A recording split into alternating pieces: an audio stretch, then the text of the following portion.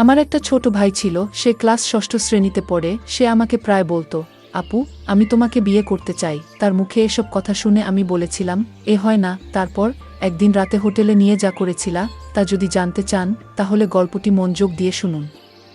আমার নাম সুমাইজা, বাবা মায়ের আদরে একমাত্র মেয়ে। আমি আমার পরিবারে 2 ভাই 1 বোন। আমার বড় ভাইয়ের নাম আবুল আর ছোট ভাইয়ের নাম শিমুল। আমি কলেজে 2nd ইয়ারে পড়ি। আমার বয়স 20 বছর। আমার লাইফ আর 10টা মেয়ের মতো স্বাভাবিক না।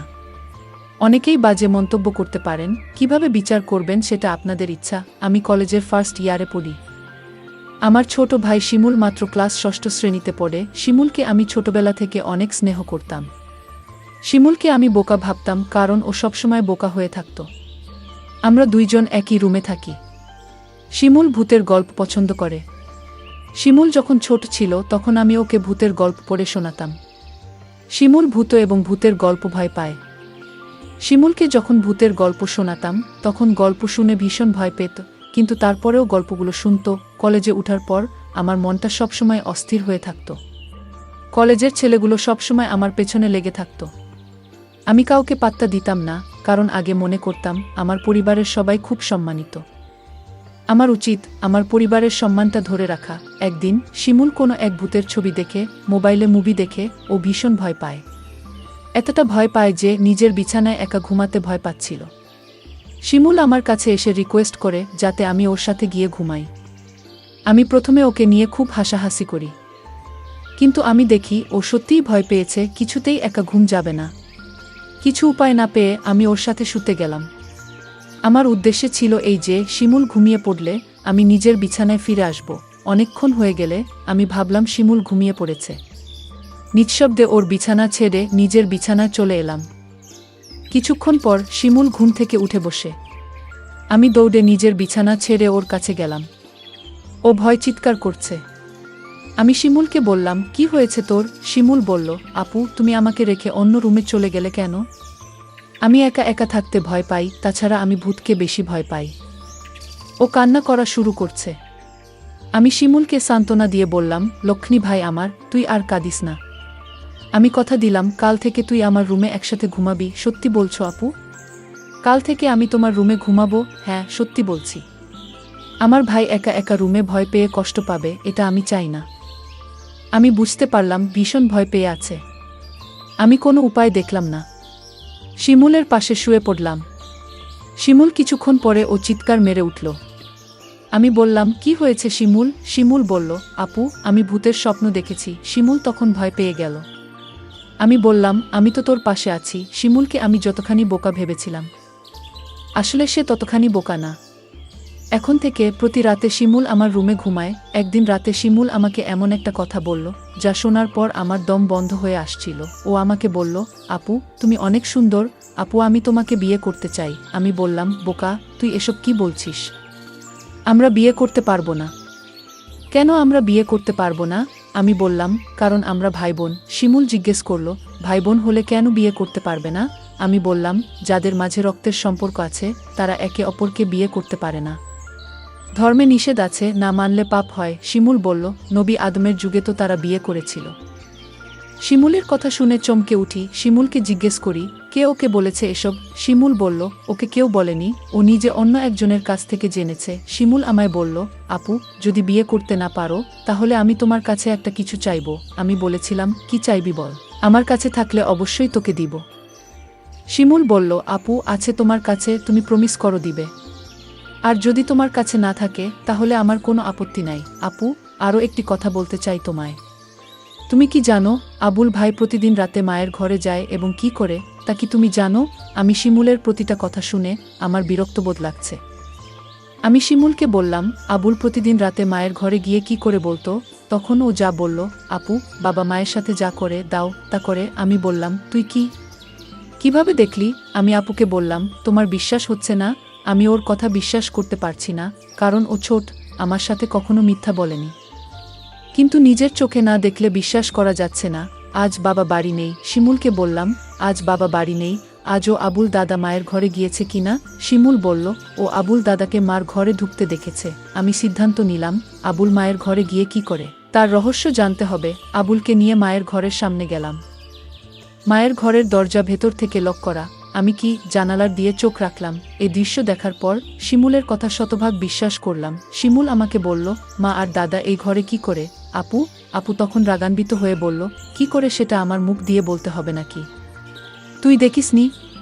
তুই কি অন্ধ নাকি? আমি আপুকে বললাম। আপু তুমি আমার সাথে রাগ করছো কেন?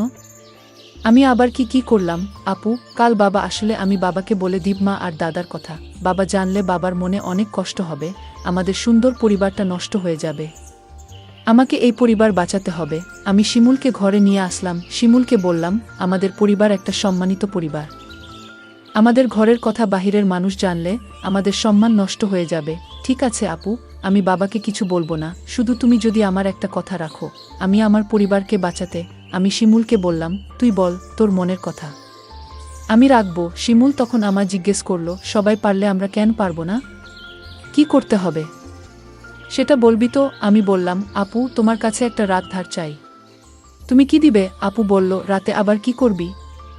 যা বলবি ঘুরিয়ে না বলে সোজা বলে ফেল। আমার ছোট ভাই তখন বলল, আপু দাদা আর মা যা করে আমরা তাই করব। শিমুল তোর কি মাথা ঠিক আছে? তুই কি বলছিস? একবার ভেবে দেখেছিস? আমি আপুকে বললাম। তুমি আমার কথা রাখবে কি সেটা বলো। আমি বললাম, নিয়ম নেই। শিমুল জানতে চাইল, নিয়ম কারা বানায়?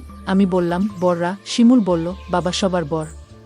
শিমুল বাবাকে বলে নিয়ম বানাবে। শিমুলকে বাবার কাছে যাওয়া থেকে আটকাতে হবে, কিন্তু শিমুলকে কোনোভাবে বোঝানো যাচ্ছে না। আমি ভাবলাম, শিমুল খুব বড় নয়, তবে ক্লাস ৬ষ্ঠ শ্রেণীতে পড়ে। তাছাড়া ও বোকা, মানসম্মান বিষয়ে তার কোনো জ্ঞান নেই। আমি বললাম, আমি যদি শিমুলের কথা রাখি তাহলে ওকে চুপ রাখা যাবে, মা আর দাদার ঘটনা বলা যাবে না।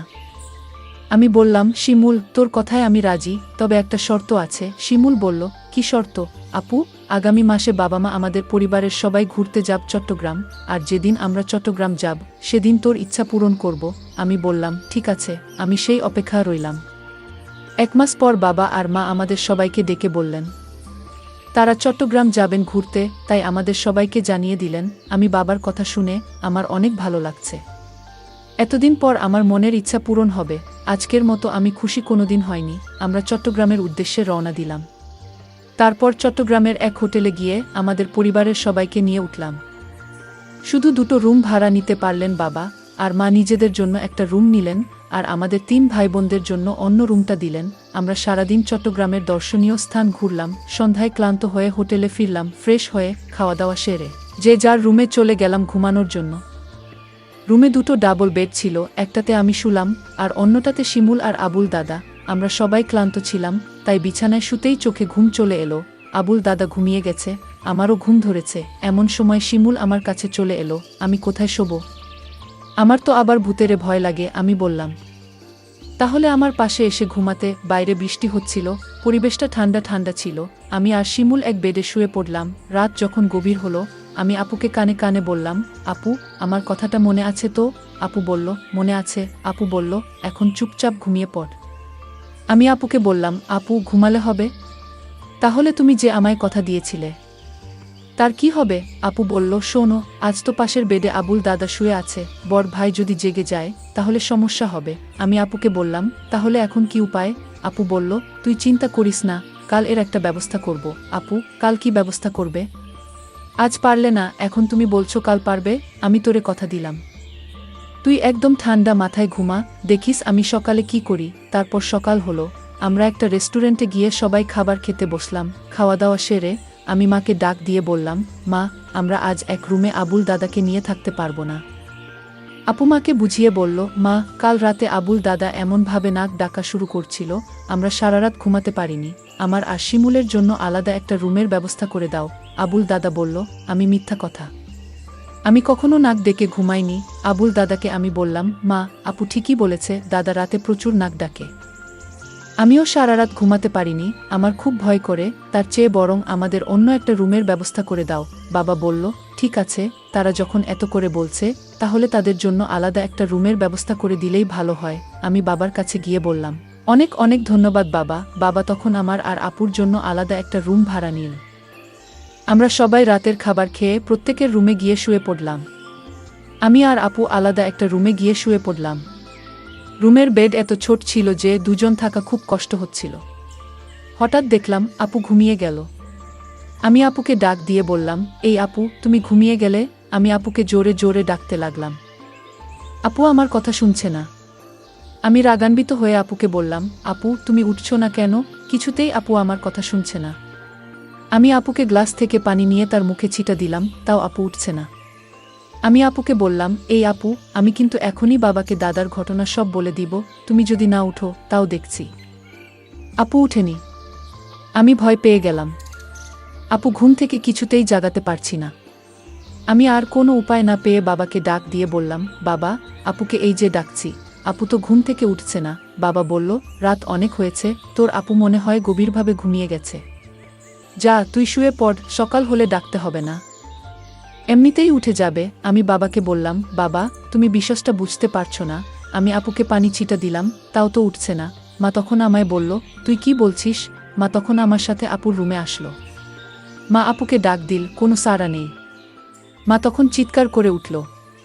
মা কান্না করা শুরু করে দিল, আমার মেয়ে আর বেঁচে নাই, ঘুমের ঘরে মরে গেছে, আমার কি সর্বনাশ হয়েছে। সবাই রুমে আসলো আর চিৎকার করে কান্না করতে লাগলো। কিন্তু আমার মনের সন্দেহ হচ্ছিল, না না, আপু এভাবে মরতে পারে না। আমি এসব ভাবতে ভাবতে আপুর বিছানায় একটা চিঠি লক্ষ্য করলাম। চিঠিটা আমি খুলে পড়তে শুরু করলাম। চিঠিতে লেখা ছিল, শিমুল ভাই আমার, তুই আমাকে ক্ষমা করে দিস। আমি তোর কথা রাখতে পারিনি, কারণ দাদার ঘটনা দেখার পর থেকেই আমার মন থেকে বাঁচা ইচ্ছা চলে গেছে। সেদিনেই আমি সিদ্ধান্ত নেই, এই পরিবারে আমি বেঁচে থাকতে পারবো না। কারণ যেই পরিবারের সম্মান থাকে না, মায়ের কার্যকলাপ আমার কাছে ভালো লাগে না। আর তোকে আমি মিথ্যা আশা দিয়েছিলাম, কারণ আমি চেয়েছিলাম দাদা আর মায়ের বিশ্বাসটা কেউ না জানুক। কিন্তু তুই বারবার আমায় বলছিলে, তোর কথা যদি আমি না রাখি, তাহলে দাদা আর মায়ের কথা তুই বাবার কাছে বলে দিবি। আর আমি কোনো পাপ করতে চাইনি, তার চেয়ে বরং আমি ওপারে চলে যাই। তুই যদি সত্যি তোর আপুকে পরকালে ভালো রাখতে চাস, তাহলে দাদা আর মায়ের কথা কিছুতেই বাবাকে বলিস না। আমি আপুর চিঠির লেখা পড়ে আমি চিৎকার করে কান্না করছি আর বলছি, আপু তুমি একবার উঠে আসো। আমি আর কোনোদিন তোমাকে কিছু বলবো না, তাও তুমি উঠে আও। কিন্তু মানুষ মরে গেলে কি আর জীবিত হয়? প্রিয় বন্ধুরা, আজকের গল্পটি কেমন লাগলো তা কমেন্ট করে জানাবেন। ধন্যবাদ।